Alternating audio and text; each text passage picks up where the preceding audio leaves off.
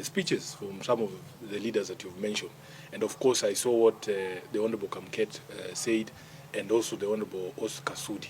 The truth is that we know now that they understand that this thing, it is irreversible now. The damage that this government has done to its own reputation is irreversible.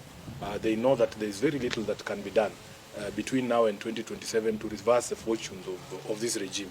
So you can see that they have become irritated, agitated. The young Kenyans on social media have succeeded in getting under their skin. If you go to a function and speaker after speaker is only talking about social media and curtailing the freedoms of the young people, lecturing us about respecting other people, and yet these are some of the vilest politicians on the mic. They themselves cannot show you the respect that they want other people to show them.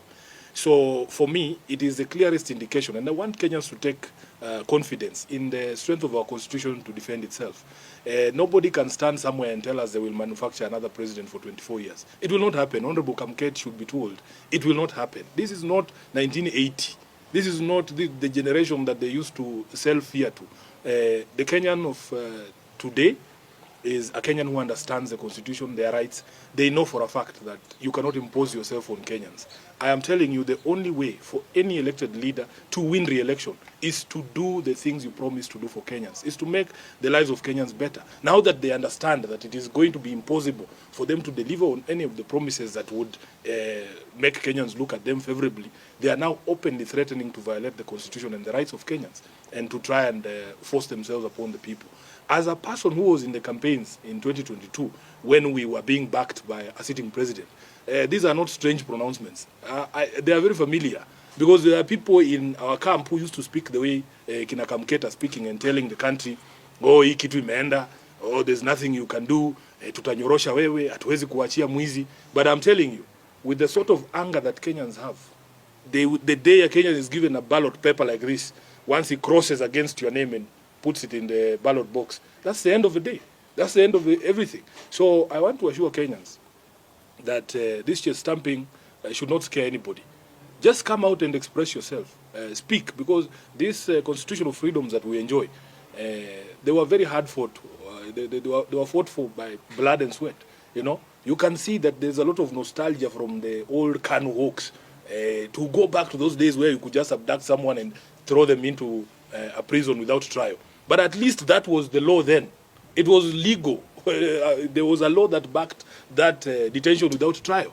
But that law does not exist anymore. The Constitution now requires that if you arrest somebody, you have to produce them to court within 24 hours and charge them. And you have to demonstrate to the magistrate why you need to hold them in custody. The reason why they are abducting these young people is because there is no law that exists that says you cannot insult a leader. There is no law that says that you cannot insult the president. In fact, our High Court has already said that the freedom of expression extends to insults. The freedom of expression does not mean I have to be nice to you. It doesn't mean that I am forced to say things that you want to hear. Freedom of expression means I have to speak the way I see things. And instead of them addressing, why are Kenyans so angry? How did we get here? Because after the president was elected in 2022, by all accounts, William Ruto was one of the most popular politicians in the country. What did he do in the intervening period to lead to a place where he's being insulted left, right, and center?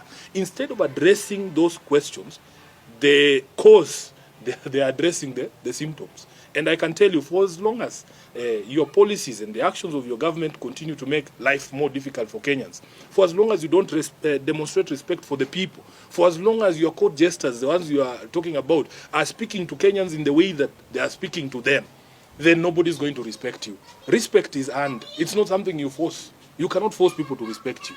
Respect is earned from how you conduct yourself, how you relate with people, how you demonstrate respect for the people as required under Chapter 6 of the Constitution. So unfortunately for him, he is surrounded by people who have decided that they have to tear him down. They're going to take him down. If there's anybody to be blamed for the one-term presidency of Ruto, it will be Kamket, it will be Oscar Sudi, and the likes who are surrounding him there, giving him bad advice, including my uncle Atwoli.